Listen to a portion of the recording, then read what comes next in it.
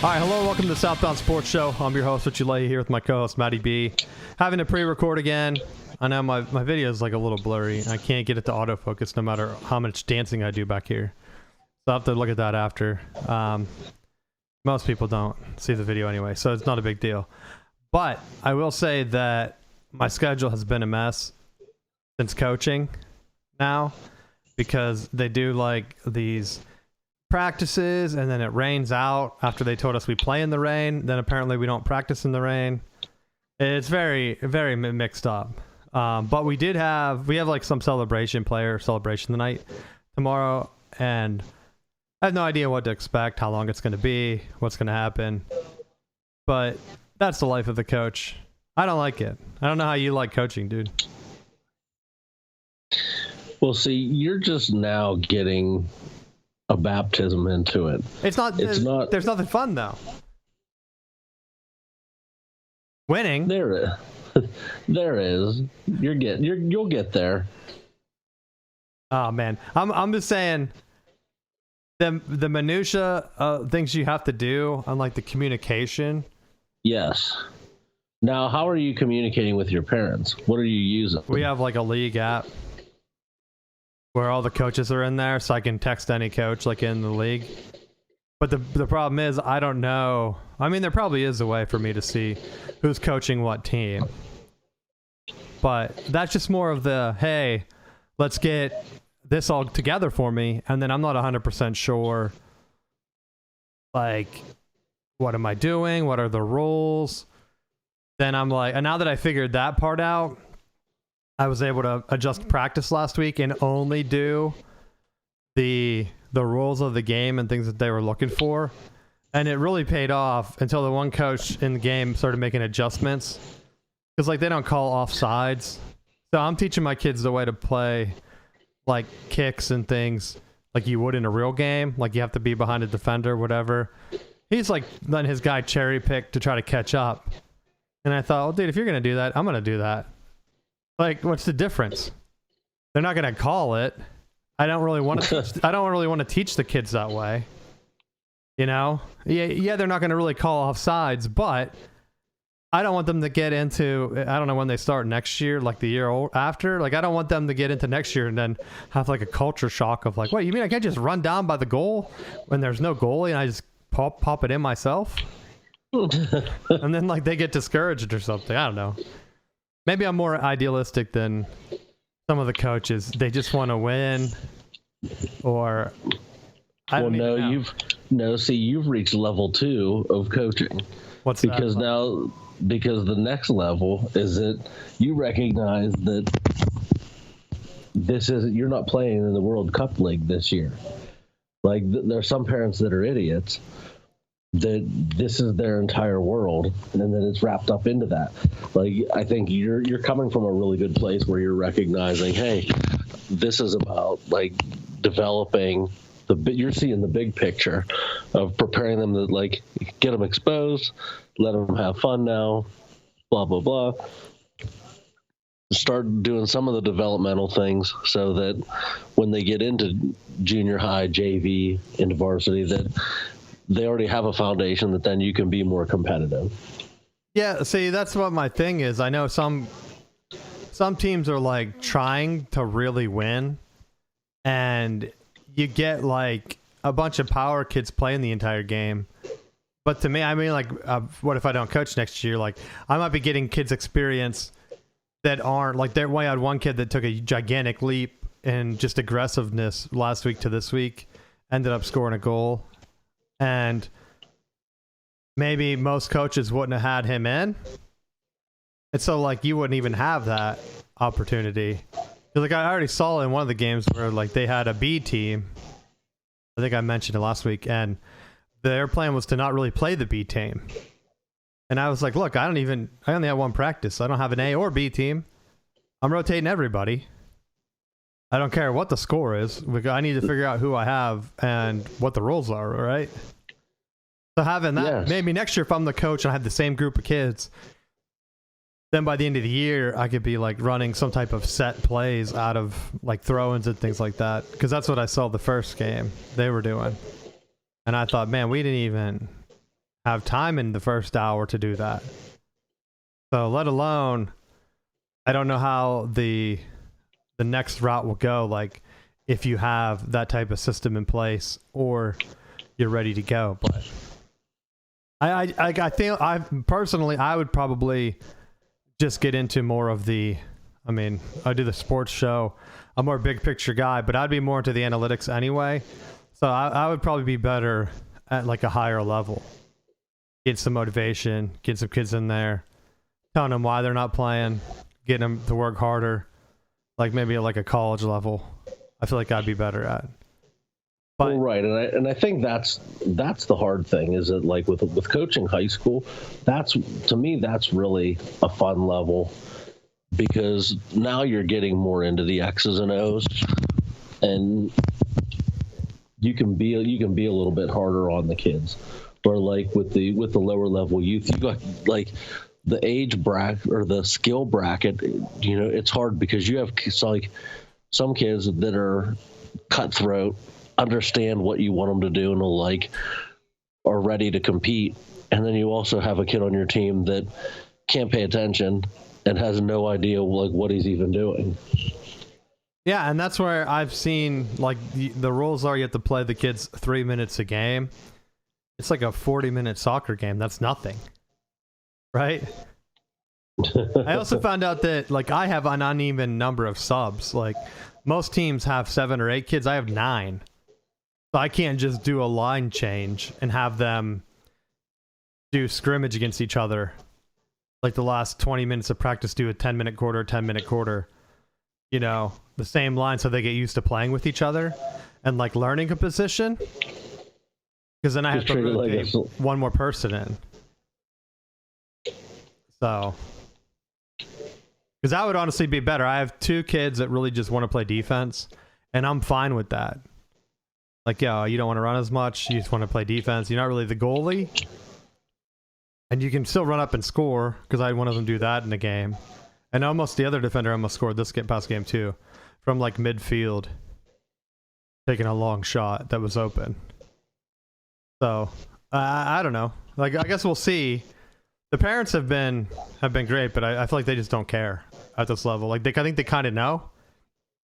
They're more like, "Wow, did you seem like my kid like picking flowers out there?" It's like, no, I really wasn't paying attention to that. I'm more focused on like them doing the drills.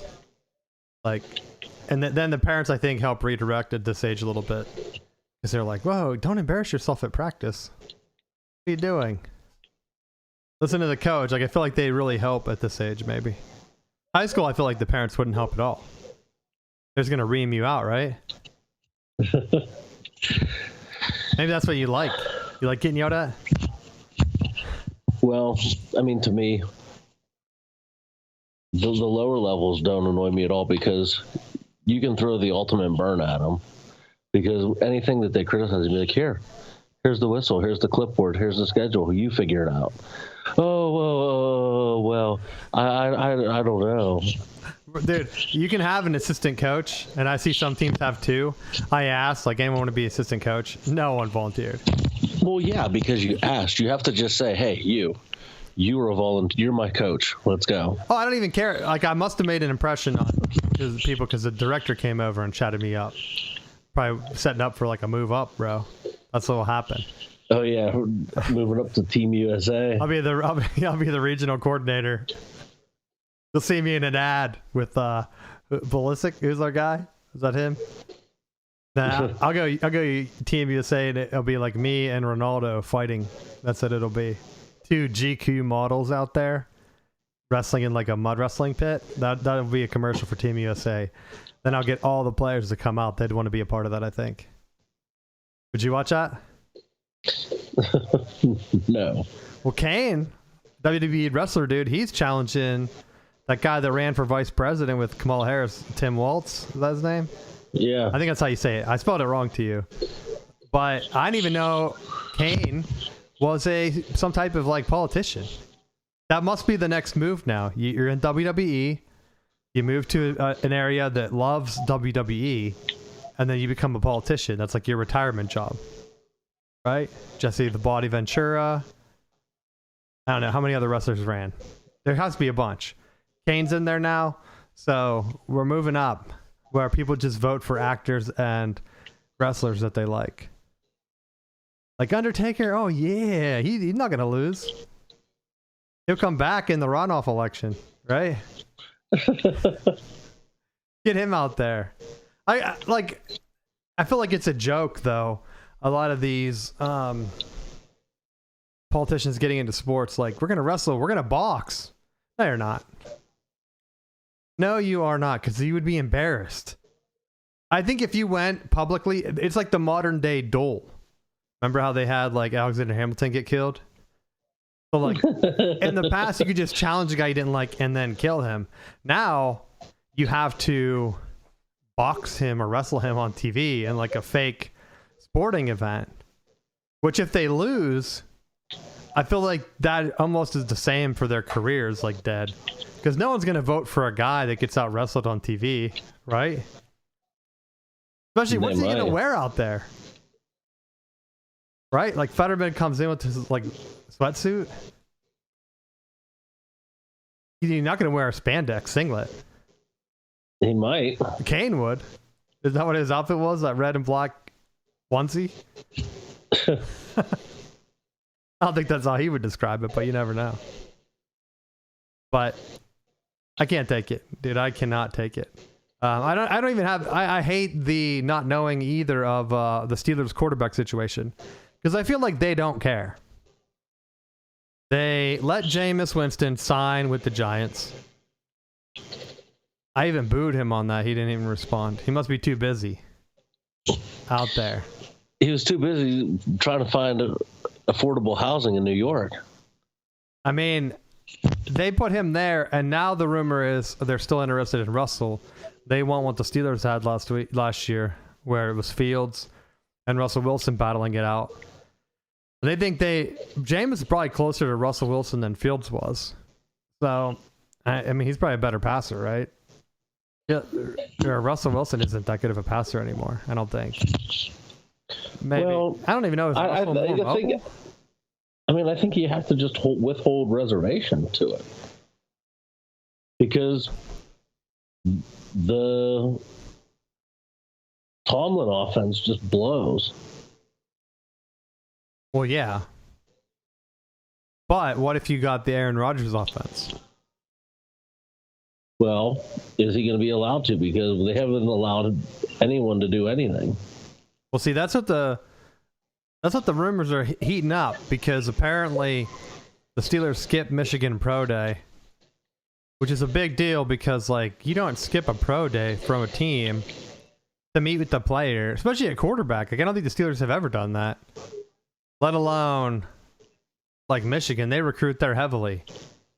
And there's a couple of guys that could fall to the Steelers, like who's out there? Colston Loveland, I think, a tight end late in the first round. That's the kind of guy Steelers would pick up. And you know that Kenneth Grant, if he falls, that's like a 350-pound tackle that ran down Katron Allen from Penn State from behind. That's the kind of guy the Steelers would love to have clogging up the middle for the next 20 years, right? So, like, you don't skip a pro day when you have two potential guys you might draft late in the first round to go talk to Aaron Rodgers and try to do his, like, I think they said that they're trying to see if Tomlin and Rodgers could work together. Like, that has to be an awkward meeting. Like, hey, come in. You're going to meet your new boss. But we're judging the boss based on if he can work with you. Like, that just gives Aaron Rodgers all the leverage. But this also might play into my plan of how to make the Steelers great. Because, Aaron Rodgers is going to want, like, Lazard and Devontae Adams, and they already have Metcalf and Pickens, so they can go into the complete 5-wide, complete throwing the ball offense. I mean, that's the potential move to get them more competitive. You can let Najee Harris walk, and you really don't need as many running backs because you just throw the ball every single play. But can he throw downfield? Yeah, we're just going to throw short. We'll just air raid it. Could have hired Ryan Day for that. He dinks and dunks his way. There you go. Bring in the beard, baby. I don't even know what other options they would have. If this falls flat and they lose Russ and they lose Aaron Rodgers, I think Steelers fans are going to have a mutiny, right? I think Tomlin would be a lame duck coach this year. Unless, of course, they make the playoffs again with Rudolph or whomever quarterback they start the year with. That's my only concern, is that all the Tomlin haters, if they make the playoffs with a year where they try to get a quarterback and it failed, they're going to be into a world of hurt, right? It's going to be hard to get rid of them. It's going to be hey, here's basically whatever you want for next year. Did you want another quarterback? Should we draft one? They could even draft one this year, like we talked about. Get someone like Jackson Dart. Let him sit. There's the rumors that Sanders is falling. And those heated up too, where the Steelers aren't kind of in a pressure because Sanders has been rating lower than what they expect, and that he could fall to the end of the first round. Steelers need a quarterback. There's not that many teams that need a quarterback after the moves. You get Sanders, he could be like the new Cordell Stewart, which could be a horrible thing. I don't know. And then you're ready to go, right? Hype train is there. Mason Rudolph's there behind him. I mean, Shedeur Sanders kind of ran like some type of air raid offense. What did Deion Sanders even run? They're kind of just throwing the ball around, weren't they? I don't think he would be considered a pro offense. Maybe a run and shoot, more like Oregon. No, I wouldn't. I definitely wouldn't say he was run and shoot. I mean, he was more spread, but I think when doing his thing is like it was more. I would say it was closer to in line with Texas with spread, RPO, air raid. They threw deep more than other teams. Like it wasn't like the spread offense that Oregon runs. Where well, it may have been more. If you have to classify, maybe it's more veer and shoot, like a Tennessee Baylor style, where there's more downfield shots. I mean, I guess Washington kind of did that, but they did a lot of dink and dunks too. I don't remember Colorado doing a lot of that. They relied more on Sanders getting out of the pocket, I think. So you could be right on the veer aspect of it. Create some misdirection. Get Hunter one-on-one and throw it up to him. But will that translate? I mean, compared to just the Cam Ward that they were kind of grooming for more of a pro-style approach, heavy passing, you're going to be the guy leading our team. That's kind of what NFL teams want. I wouldn't be surprised if he was number one. He's older, so he's ready to go right now. Been in a couple of different systems, so you know he can pick it up quick. Right? Yeah. I think that's a key. I mean, Sanders has been in the same system since, he's a kid. Then his dad coached him everywhere. So I think that could be a red flag. Now, Tomlin, I don't think would mind. Right? He might like that, locking him in as Steelers coach for 20 more years, baby. He can be the new daddy. Unless they fire him and bring in Deion. Deion said he doesn't like the pros, though. He wouldn't be a good coach there. He wants to stay in college, so it's only a matter of time till he ends back up at the Florida State University, rising him from the dead. Or they pass on him, and he goes to Florida, and he raises them up to Urban Meyer levels again, which would be a nightmare for you, right? You're a high level troll, friend.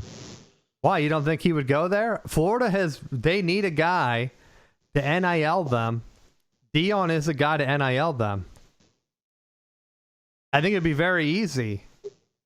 All he has to do is bring in coordinators, and he could be one of the legit great coaches. Well, I'm curious to see how I've always been a fan of Malzahn's offense, and I'm curious to see how they make this fit right now, because it may not be as rough of a transition if the defense continues to grow the way that they should right now.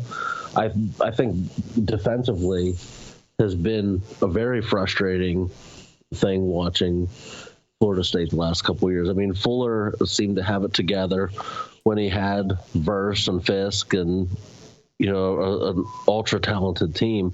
But I mean, his main philosophy was almost comparable to what you watched with Don Brown, where he's going to bring heat from everywhere, and if it doesn't get home, then you're getting picked apart. And it was like blatantly the 3rd and 12s that other teams would convert because they knew that was exactly where, like, they knew where he was going to be. It just wasn't good for business. Well, I do wonder if bringing in a coach that has had success like that could be a good shot in the arm for Florida State, right? But again, a lot of it now is just NIL type. You have to recruit well. Did Malzahn ever really recruit well? I feel like that was a knock on him at Auburn. Like, they were okay that he was getting close, but he never really accumulated the talent that even what's our other guy, Chiswick, had there. And there could have been some shady practices there or whatever, but come on, like, you gotta take the next level. Like, it's hard to be able to put X's and O's in there, but some coaches, it seems like they just don't want to do the recruiting side. I mean, wasn't that Chip Kelly's issue? Like, that was kind of the knock on him at Oregon, I thought. Whereas more like, it's my system. I'm not going to recruit the best guys. I think my training program. Remember, his like, he always talked about his training program. I have the best training program. We're going to get these guys up. Then he went to UCLA, where they didn't recruit as well as Oregon, and he didn't do well at all. Then he just said, you know what, I'm just going to go to Ohio State. I don't have to recruit at all here. I can kind of just hang out, work my offense. I'm not even the head coach. Like, that's kind of the trajectory Malzahn's on. Except now they have the talent at the top end to let him just work his magic, right? I feel like this is the most talented group of guys skill-wise that they've had. And I mean, going in, the thing that I always found frustrating was that the saying goes, if you can't block them, read them. And I feel like after the first couple games, watching how rough the offense was, or specifically the offensive line, was like, I felt like to be more competitive, they could have been using more quarterback design runs, more open formations, and just treating it like, let the quarterback read the defensive end and like some of those zone reads. And I think maybe it hurts in terms of, are you going to be developing the quote pocket NFL style quarterback? Like, maybe you lose that in recruiting battles, but the flip side is you're not getting your ass handed to you week in, week out. So, I mean, I think when you're looking at it, it's like, you just got to win games. I think the teams will look at your measurables and you have a shot to make it in the NFL. I don't think that's gonna hold back your NFL career because you played in a run heavy offense. I mean, some of it comes down to the quarterback, though, too, right? Yeah. Quarterback's going to be key. Did you see Bryce Underwood's practice at Michigan? No, I contrary to popular belief, I don't really watch anything with Michigan. I didn't know if you watched Bryce Underwood because he's like the best recruit coming in. Like, people were hyped up about Trevor Lawrence. I thought he throws as good as Trevor Lawrence did as a freshman. Watching the tape. Like, nothing against JJ. JJ didn't pop like that at practice, man. JJ was more like you had magic in the game. You're putting out your practice tape. Oh, anyone? We don't have we're not allowing media access anymore. Yeah, why would you care about that? Because you don't want people poaching players from your roster. I know some schools are afraid of that. Some schools, I guess, just have confidence, right, in the program. Got to show off our studs. Help intimidate the other programs into closing theirs down. Like, close it up, boys. Looks like we'll have to try next year. At least they won't know what we have. The submarine. Remember Harbaugh used to do that? We're going in the submarine or whatever he used to call it. I don't know if he called it the submarine or something else. Going into the submarine. And then it would go dark. And that was basically it, dude. It was weird because there's like no media access or whatever. And I think he stopped doing that later on, which was a big deal. Like, let the players talk, because then it helps with recruiting.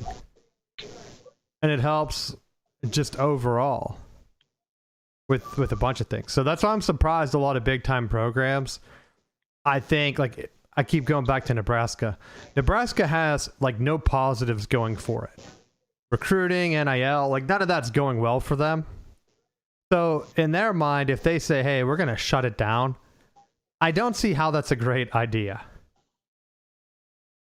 Like, to me, you should be out there doing crazy stunts to try to get either more NIL, get people pumped up, get players excited about transferring to your school, like Dion was doing.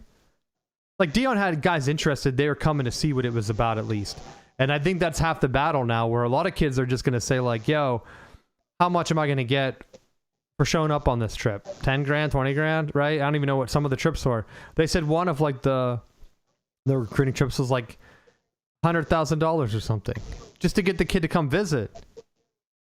Dion probably wasn't paying that. They were just going to see Dion.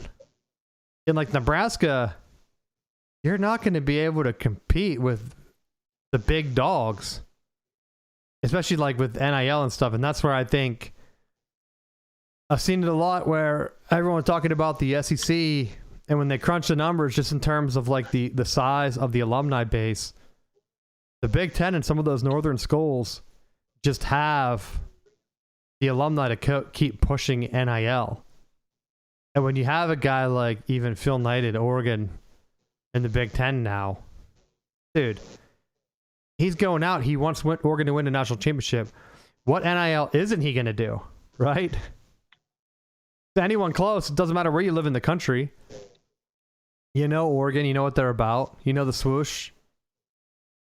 It's going to be tough, I think, for schools like that. Like, I didn't see Oregon going in the bunker, right? Why would you? They're a cool program. People want to go there. I don't like going in. I like Harbaugh did it like in training camp, and I get that.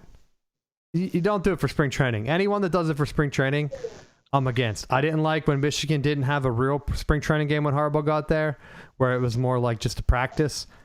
I didn't like that, because some programs had their games on TV, and I thought that put Michigan at a disadvantage. Now, Michigan's like the game, this spring game on Fox.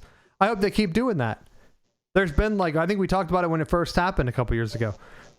They were the first program to have their spring game on regular TV. Why would you kill that exposure to go into a bunker and be afraid of the transfer portal? If anything, hey, even if you transfer in the winter and come give it your best shot, you can at least showcase yourself on Fox. April, whatever. Spring game. Boom. I kind of like the way that they're describing evolving the college game to be like the way that the NFL treats their exhibition games. And I think if you have some of that rapport with other schools that you set up, like, okay, here's your spring game against, you know, this other school, that you can have some controlled practices leading up to it. and then you like that may be a way to get some of those early season matchups without like doing it in a controlled manner. Well, that's what I like. I wonder, did they make a decision on that Syracuse-Colorado game? Which goes back to my Dion thing. He's already thinking outside the box of trying to get an actual spring game against another team, even if it's just like simulated practices, though. And I think like he has to do that at a school like Colorado. Like it's beneficial for a program like Colorado to go that route. Like how would doing something like that benefit Michigan? Like it doesn't give them an advantage for anything. No, we don't have to do that now. I told you our game's already on TV. But a program like Nebraska, why wouldn't they do that? Right? Are people watching Nebraska games? No, we have the TV data because it came out in that ACC argument with Clemson and Florida State. Like, we know what the numbers are. They know who the top schools are. If you're a top school, you get a free infomercial the entire time. If you're not a top school, I would be like Syracuse is a B school at best in the ACC, C school maybe in terms of football power. I know they won a national championship back in the 50s or whatever, but this is beneficial to them and Colorado. Colorado already has the hype. I know Dion was probably thinking of like a Boise State or someone coming in and not really a Syracuse, but honestly, I think that works out for both schools because that gets Colorado on, well, I guess maybe not on TV with the ACC network, but in the New York area, right? It'll at least get them in the media in New York City, which is still a big state. That if they're there, then who knows what else. But I think a lot of other programs laughing at Colorado, you got to look in the mirror, dude. Have you been in the playoffs? That's question number one. Playoffs have been going on for a decade. Has your school been in the playoffs? Question number two, are people watching your team on TV?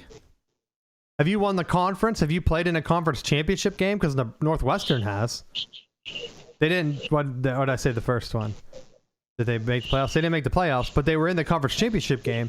Like, you got to go down the checklist that most teams have. Like, every team has a goal. I think Ohio State had it like last year, win the Big Ten, beat Michigan, win the national championship. Like, they got one of their goals. But most programs, like, they don't get any of those goals. Right? Penn State, dude. Did they beat Ohio State? Nah. Did they win the Big Ten? Nah. Did they win the national championship? No goal. Why wouldn't they have a program or a spring game on TV in Beaver Stadium with James Franklin there hanging out like revving a Harley? Like, he'd come out like a wrestler, dude, with riding a Harley on the midfield because it's only spring game. Like, who cares if he tears it up a bit? They could fix it on TV. Like, get like pyrotechnics going, like behind him as he rides out there, and then like a bunch of like NFL guys are like, do they do the gold jacket for like the NFL Hall of Fame? Like, they should get like the famous Penn State guys there, like wearing gold jackets on the sideline. People watching on TV are like, who are those guys? Like, that's pretty cool, right? Everyone likes a gold jacket. Because if you can't get any of your goals, how are you gonna make that next step? Like, that's where I'm at. Like, Notre Dame should do the same thing. People aren't watching their spring game. People aren't even watching them play on TV anymore because their schedule's soft. They had a chance to win national championship. They always blow it, and it's always a blowout. Like, they can never be in the game. Like, they're never close. Them beating Georgia was like their national championship, I think. Not even the Penn State game, because it looked like that was a lucky miracle. But their Georgia game was like the best game they've played. That was like their miracle on ice. So, I don't know. I don't know why programs aren't doing it. USC, dude, Pete Carroll had celebrities there all the time. You tell me they weren't filming? They weren't showing stuff off? Give me a break. Yeah. Give me a break. That's what's cool and hip. Kids are on TikTok all day. They want to see programs. They don't want to hear about it going in a bunker. I'll argue to that to death every day. But everything else, college football wise you want to talk about? No, I think we're all right there. Yeah, the last thing I had was the basketball tournament, which kind of goes back to, I don't even know if it's like NIL type thing, but there's a lot of hype about the SEC coming in, and I know we haven't really seen how many are left going to like the Final Four, the Elite Eight. SEC could have every team in the Final Four, but I thought before, I think I might already mention this, like if you have a losing record in your conference, you really shouldn't be in the postseason tournament. That's kind of where like the football, like if the football expands to where, oh hey, we have 16 teams, so-and-so has 3 losses in their conference, maybe you shouldn't be here. Maybe you shouldn't be here. Maybe they can get someone else in, or whatever the cutoff is. Is it 4 losses? Is it 3? Like I think you're going to really start to see a shift of like teams that might be good, maybe injuries bring them down. A team gets hot. I mean, maybe a quarterback switch. Like, wasn't it Milroe that was trading spots with Bama there the year that Michigan won? If they would have got, if Michigan would have like muffed that punt, like they missed a field goal, like maybe they would have lost. Bama could have won the national championship, and they're blemished at the beginning of the year because of XYZ. Now you can be blemished even more with the playoff. College basketball is kind of the same, where they have the metrics. Just do a BCS. I talked about it last year. Or last week, I think. Just do a BCS and pick the best teams and slot them in. Because Michigan went to Big Ten. They looked like one of the best Big Ten teams. They shouldn't be a 5 seed. Even the team they played, it ended up keeping it close, making a bunch of threes and stuff. But they said, like, yeah, look at our reward. We got to play the Big Ten champ with a ton of, like, quad 1 wins, which is what the metric they're supposed to be looking at. Then Texas, like, awful quad 1 wins or whatever. They're the last at large. They lose. UNC, they win the playing game, not even competitive in their actual tournament game. And it's like, oh, you got them in? Is that good? Was it good for ratings watching them get beat down? Because it wasn't a good game. I feel like there weren't a lot of good games this year. And I don't know if it's because they have been like shifting things around. I mean, a lot of the SEC teams that had losing records lost. It was really the top SEC teams. So, okay, top of the SEC is good.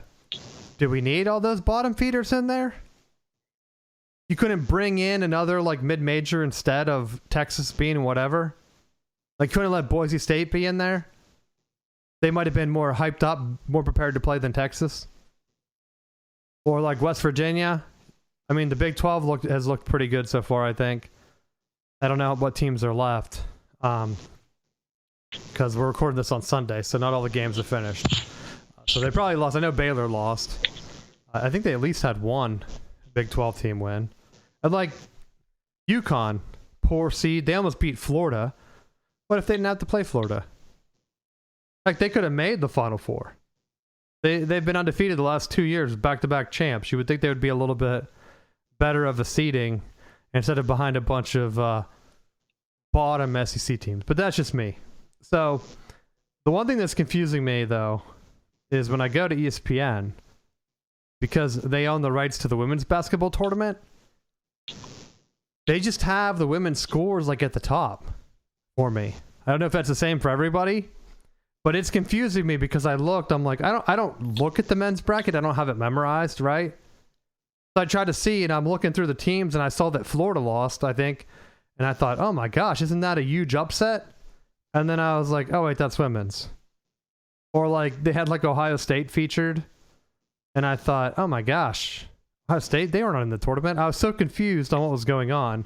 And then I can't even find the bracket on ESPN. It keeps making me sign in to their tournament selection thing. Like, oh, you want to fill out a bracket? Like, nah, dude, I don't. The tournament has already started. You can't just get me in. So it's crazy. Because, like, if I go to the NCAA website, the March Madness one, I am able to see it. And I'm able to go ahead and get into the bracket, actually. and then see what teams are going to win. Now, like Ole Miss right now is ahead of Iowa State. They could end up pulling that out. That's at halftime, though, so who knows? But I wonder, SEC has clearly put money into NIL for basketball. Is this really going to help them? I feel like ESPN's 100% behind this, because remember when ESPN owned the Big East and they threw all the money behind Big East basketball and they expanded it, the conference with all those Catholic schools? What year was that? Was that before Miami and them left? Might have been after they left, right? I think it was like their fallback. They had Notre Dame, and they were like, look, you're a partial member. We're going to bring in like all these other Catholic schools, and we're going to have just a giant Big East basketball. And I think they were the ones that had the record for most tourney bids at a time, right? But guess what?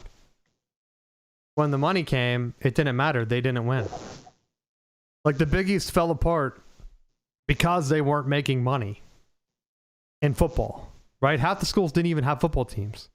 Was ESPN paying them out of the football pocket? I don't know. But the deal was a ripoff. Eventually, West Virginia and Pitt left, and Louisville left, and a bunch of other ones, right? So then the Big East kind of just split, and is now just those Catholic schools that were brought in. Georgetown and all them, Villanova.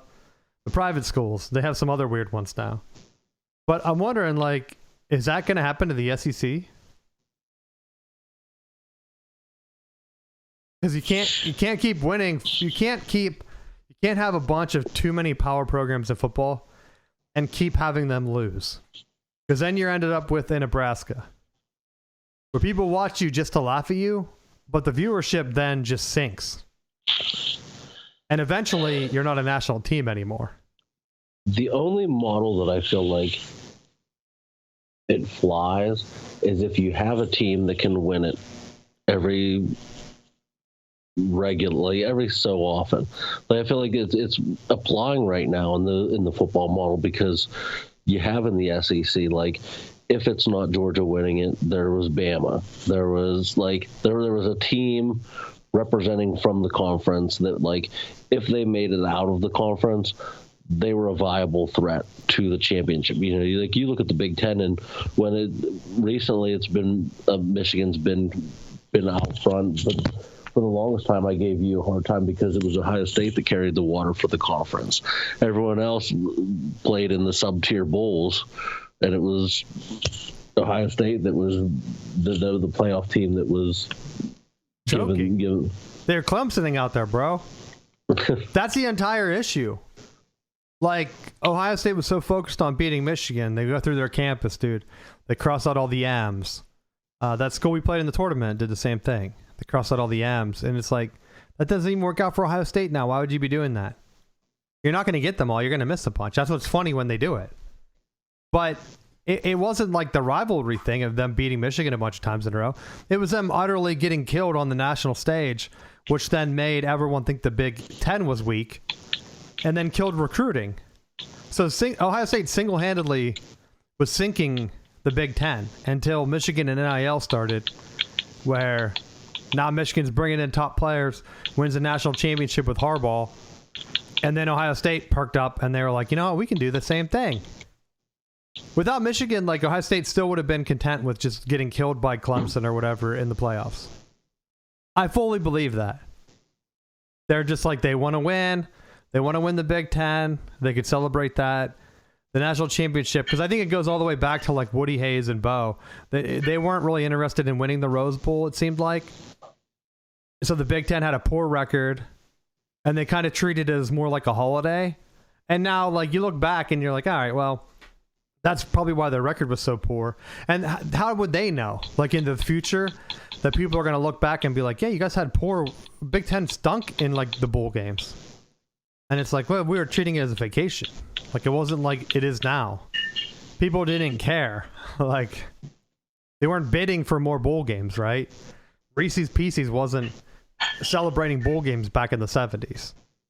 So you have now with the Big Ten, it seems like bringing in Oregon and USC, I think they're focused on winning. I honestly do. And that's what I think the SEC with basketball. You can put a bunch of money in, but like Michigan's been investing in basketball. It's been great. They've been runners-up twice. You have to win it. Like, that's why like Baylor won the national championship. Has an SEC school won it recently? Kentucky maybe? I don't even know. I don't remember them. Like, I thought Tennessee had been in the Final Four, and then I watched a game the other day, and they were like, they haven't been to the Final Four like ever, or maybe one time. And I thought, oh my gosh, it seems like they've been close every couple of years. I remember Michigan beating them the one year I had a party for because my brother likes Tennessee. I just assumed that they were doing good. Right? They're 2 seed this year. I assumed like Tennessee, hey, they might make another Final Four. And they're like, another one? What do you mean by that? They never go there. Same with like Alabama. I looked them up to see where like the SEC, I looked up before the show, Alabama and like Auburn. And I think Auburn had made a Final Four, but I don't even know if Alabama did. I can't remember now. I should have wrote them down. But I was trying to see because I knew Florida won back-to-back national championships with like, what, Hakeem Noah or someone back in the mid-2000s. So if they win the championship, maybe that's where they're going, right? That would give you good vibes for football. Normally, if a school starts to invest a bunch of money in basketball first, like Florida seems to have done, and like letting their coach do weird things and like get behind them, right? And you're like, oh, we don't care about his character. How shady this like email messaging stuff is. He should have been fired. Like I don't even understand that. But they rally behind him, and now I honestly think the football program is going to suffer. Normally a team can't have both. Right? Michigan's good when Brady Hoke was there. And then Harbaugh came, basketball got close. Then it started downhill, and Michigan football gets good and wins the national championship. You can't have both. Like Alabama football starts stinking, their basketball team perks up. I feel like it's very hard to have two competitive teams at the same time. I think Ohio State learned that lesson back when they were good, like the mid-2000s when they were getting killed by Florida in the championship every year. It's like, all right, we need to start investing in one sport. We're going to pick football. Has it paid off? 2 national championships in 20 years or whatever it was. That might have worked. But remember Pitt invested in basketball? That didn't work out for them. Now they're swinging back to football. They won the ACC that one time. So I don't know. I feel like in NIL, it's easier when your school's not having a bunch of money to throw it at the basketball program because you're only paying for 15 guys. Although I heard that they might get rid of the scholarship limits. So how will that affect things? Is that only football, though? Because what if you're like Kentucky and you say, you know what, guys? We got to give up on football. But we're a good enough program that we can buy the top 30 recruits. And that's our basketball team. Right?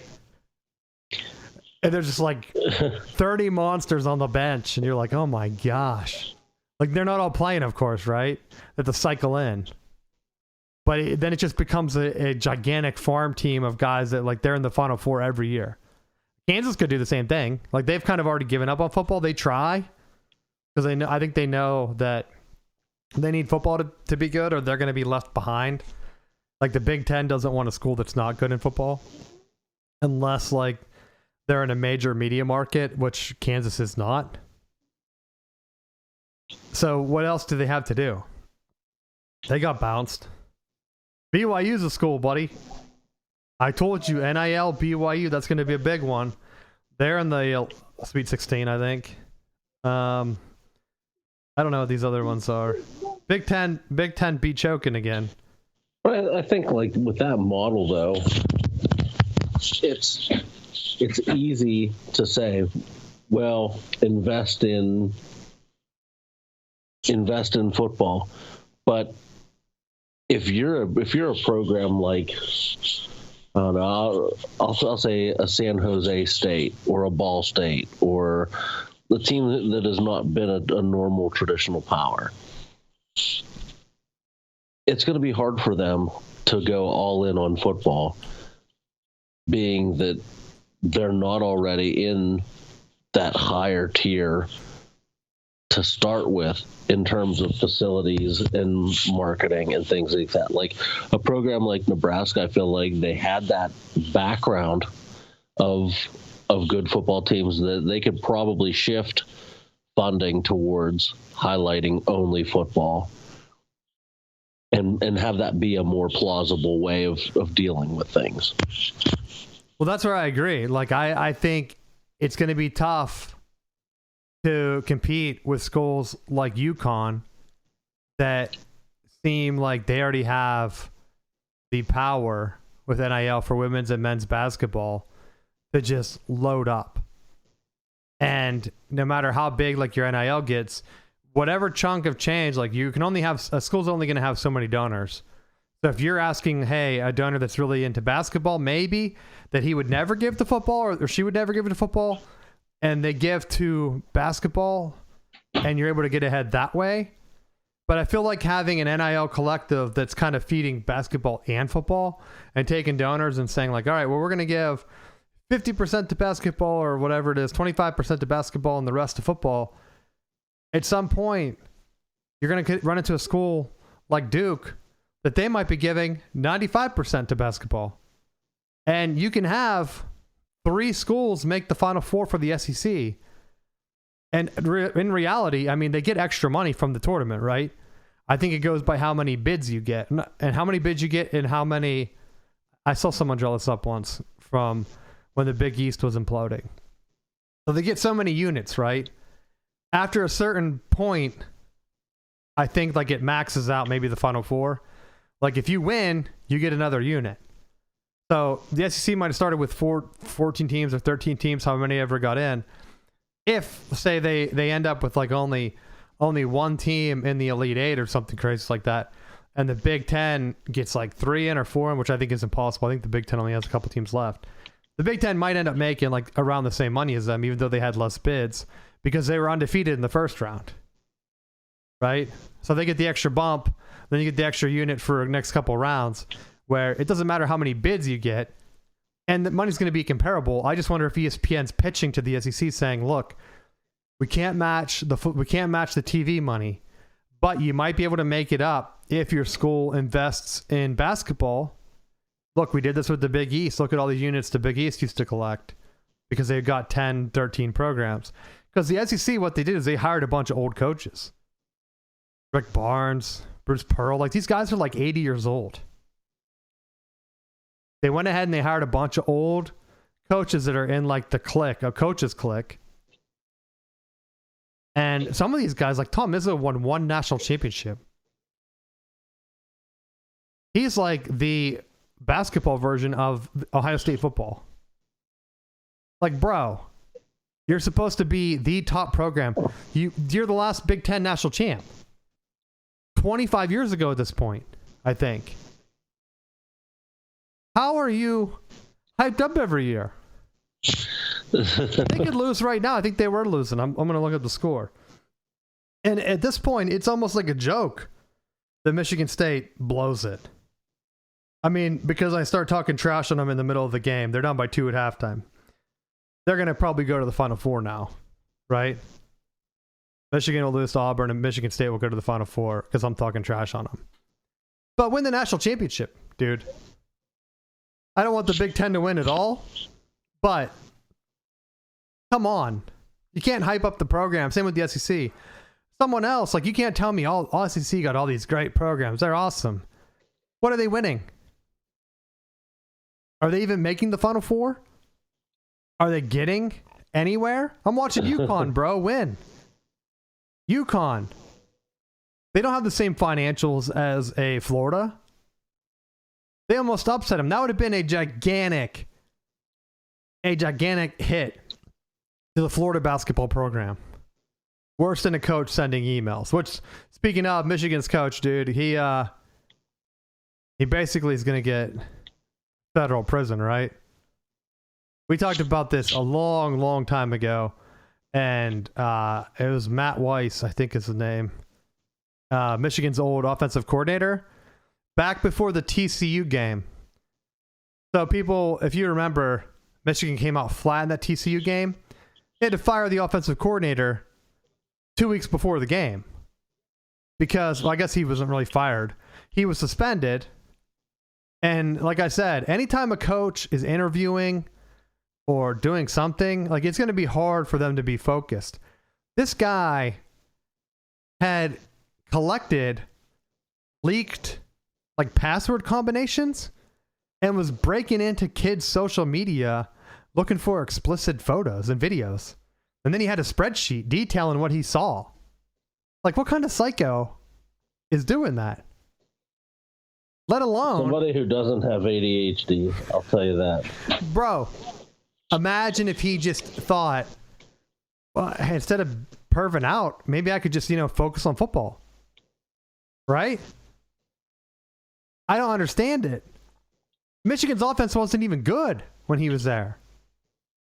But he kept, he worked with the Ravens. I guess he started when he was working with the Ravens. Like, I almost wonder how the convo went. It's like, hey, coach, how can I better myself? Well, a lot of guys, they put together like spreadsheets of stuff and they kind of crunch the data. He's like, got it. Does it have to be football related? Because I got another thing I'm really interested in, coach. And coach is probably like, probably should be football. He's like, but you're not saying it 100% has to be because I'm going to go do my thing. I'll be back. And they're like, interesting. Because I honestly could see, it's like Connor Stallions, right? Had his same version of a database type thing of all college football signs. Like he went 100% into the football side of things. This guy kept his job. So he has to, be good at football enough that he can have this hobby that has to take a good bit of time. Right?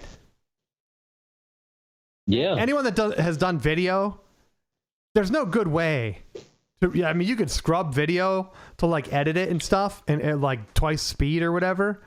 But when you're looking through like game film, right? Let's say we're doing a huddle review. There's 100 plays a game, right? You kind of have to go through it and see what it is, what play it is, kind of tag it and make your spreadsheet. This guy did this with personal videos of who knows how many thousand. Like, how did no one know? I think he was married and had kids. What was he doing? Hey, going to do football stuff. Okay. I'll be gone for the next 6 hours in my office. I got some new info. Like, he decrypted the hash key, which they said he Googled how to do, and they made it seem like he was like a computer genius, but if he found the leak, they might have already had the info of how to decrypt it. So I was kind of curious, like, did he actually do that, or was he just more watching the videos because he already had the info? Either way, anyone listening to this, make sure you have like two-factor. Make sure you're not a pervert. You're a pervert. Yeah, but you can protect yourself, dude. Like, you can make sure that you have two-factor authentication, because they said he was successfully logging into kids like social media. They were like DMing photos or whatever. He just had them all because it didn't. I mean, now I think social media pings you like, hey, was this you that logged in? Right? You ever get those emails? But they said that like he was getting into their emails, deleting those pings, but you can set it up using your phone so that like it asks you. Always just like review your history, man. There's no way he had their phone numbers and he was like getting their texts, I don't think. The way they described it. But apparently one athlete caught him. I think it said she was from Michigan. She must have had the same thing, like it popped up. And I guarantee, remember whenever, because I have my Michigan email, remember whenever they locked us out for like 2 months or maybe 2 weeks, I forget what it was like August. It was before the Connor Stallions thing, so all the Ohio State football insiders said that it was tied to Connor Stallions, that he was hacking practice footage, which turned out to pretty much not be true. I think it was tied to this breach, where they were trying to figure out which encryption keys were out there, I guess. Insane. I hope that no other things come out and like more information's not out there. But I think they made us change our passwords and things. So that means the passwords are probably out there, the encryption or the hash or something out there that had the other information people needed to log in. They still make you do two-factor. I don't know how he got around that. But be careful out there. Yeah, and don't, like, get help, like, if you're thinking of doing something weird like that. I just don't understand how someone could throw it. Like, if you're working a high-paying job, you have a family and kids, and you're like, I got to keep a database of a weird thing I'm going to do so the FBI can find it. Awful. Awful. I almost remember there was a couple athlete leaks like a year or two ago. I almost wonder if he had a failsafe where he dumped those. Right? He might have. Where he was kind of like, you know what? I'm not going to talk, but if you guys don't let me go, I'm going to leak them. Like, would that work? Wouldn't they just like definitely arrest him then and put him in jail? But there were like a bunch of athlete videos that came out like at around the same time, female like basketball players and stuff, and it's very suspicious to me that that's exactly what this guy was looking for. So I don't know. Gross, disgusting. I'm glad Michigan fired him right away, and I mean, I don't know. They said that was one of the sticking points with Harbaugh, where they wanted a more of a in-depth background check when he was hiring football coaches, and he was heavily against it because he hired Bo Schembechler's kid, Shemi, I think it's his kid, maybe it's someone else related to him, that he was posting like a bunch of weird stuff on social media, and then Harbaugh had to fire him like before practice. He also hired Shoop, that didn't even come to campus. He like said, "Oh, I have to work remote because COVID." And I don't even think he ever worked any football. They like paid him, and then finally he just said like, you know what, I'm done. I'm not actually coming in anymore. They're like, you never came in at all. And so I'm surprised that Harbaugh was against like some type of hiring review panel. Like, especially with this, too many incidents, man, that are personnel. And I know it's outside of his control. It's not his fault. At least I hope not. Right? He's like, you know, I got this database, coach. Oh, what is it?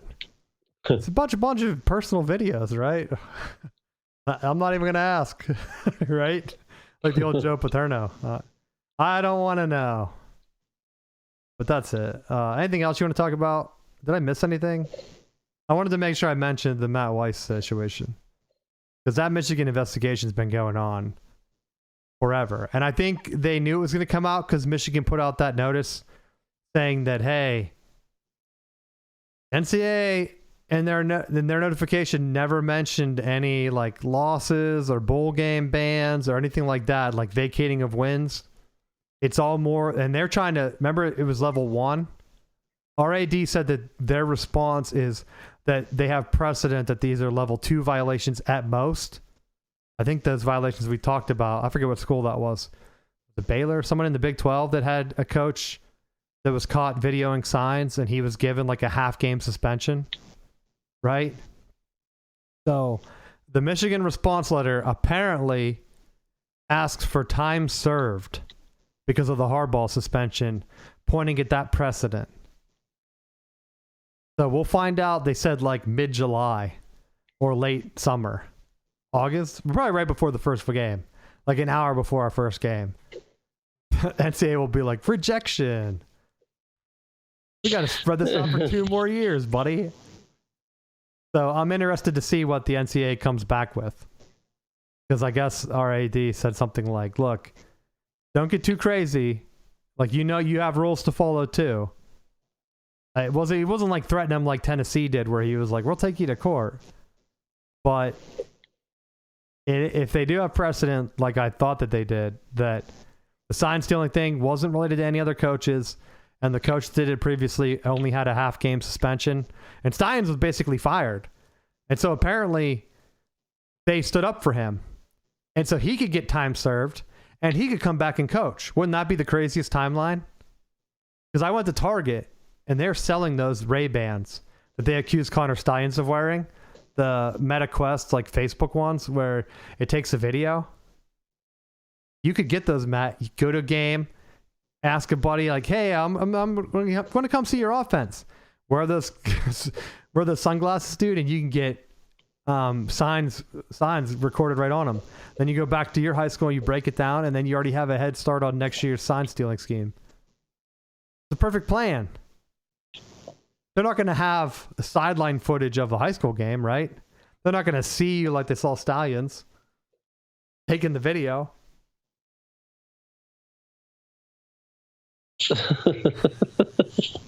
Right? Well, that was the argument because he scouted Michigan State. He was fired before Michigan State. Michigan State was alerted about the signs, so they had time to change them. So realistically, the only game that I guess Michigan's response, and I'm reading between the lines here, but Michigan had said, like, look, the only game that you could potentially vacate would be the Michigan State one. That's the only one that had our guy scout in the future, right? But he was fired before then. So this should be a level 2 violation. And if they come back and bring Stallions back after he helped us land Bryce Underwood, dude, it'd be good to know that one of our own heroes is back on the sideline. It's like Urban Meyer comes back to Ohio State all the time, teaching a class on leadership. Like, give me a break, dude. Give me a break. That's my final thought. Anything else you want to talk about? No. All our favorite off-season topic stuff. Connor Stallions, random football coaches, Aaron Rodgers talk. But I think we hit it all today. So thanks for listening. And if there's anything else you want us to talk about in the off-season, let us know, and we will see you next week.